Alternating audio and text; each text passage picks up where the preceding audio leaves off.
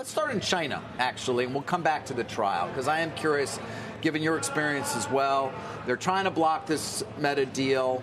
And then we don't really talk about DeepSeek, I don't feel like, enough, you know, where they're raising money at and what they're doing. So sort of take it away.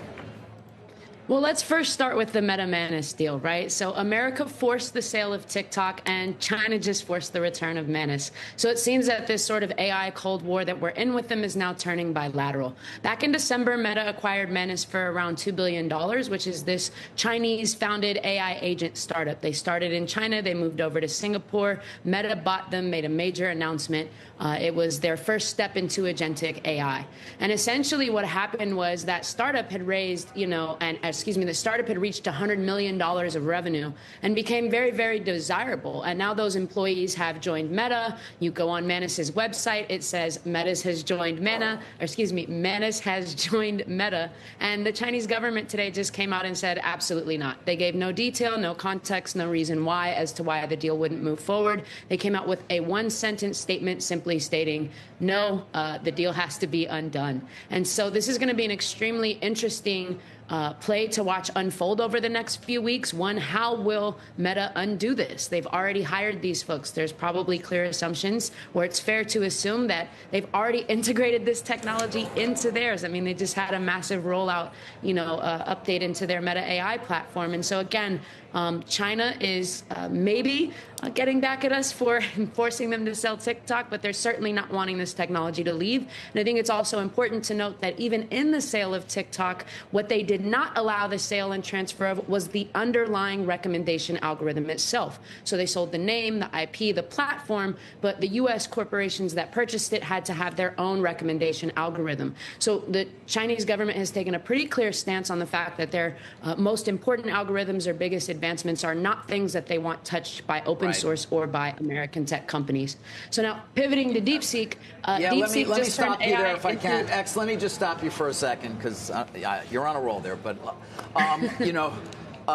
they want, obviously, the Chinese don't want to set a precedent there, it would seem, with having companies do the similar thing that they did there in terms of moving to Singapore and the like. And then it does make you think about a DeepSeek, for example, where one would imagine there are a lot of potential, well, not just necessarily buyers, but any number of interested parties. So where are we on DeepSeek in terms of open source around the world, which, by the way, China seems to be building significantly on as a result of DeepSeek and others?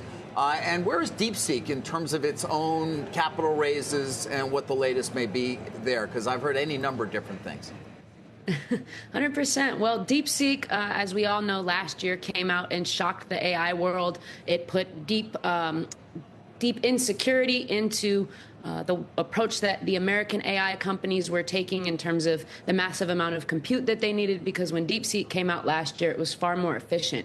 Well, DeepSeek just did it again. DeepSeek just turned AI into more of a price war.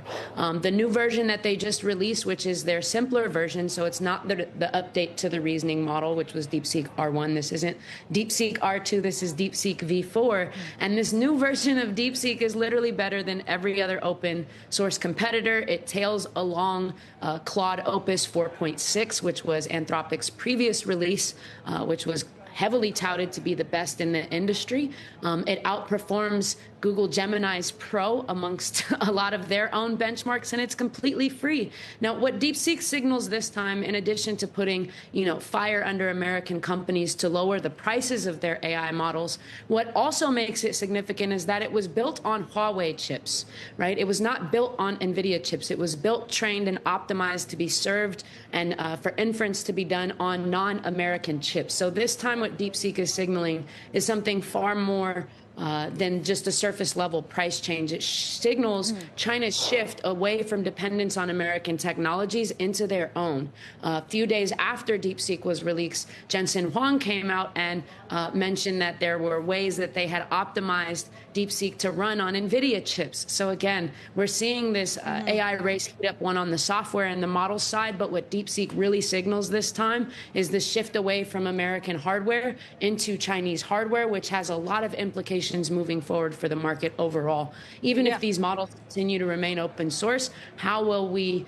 gain the benefits from them if they require Chinese hardware to run?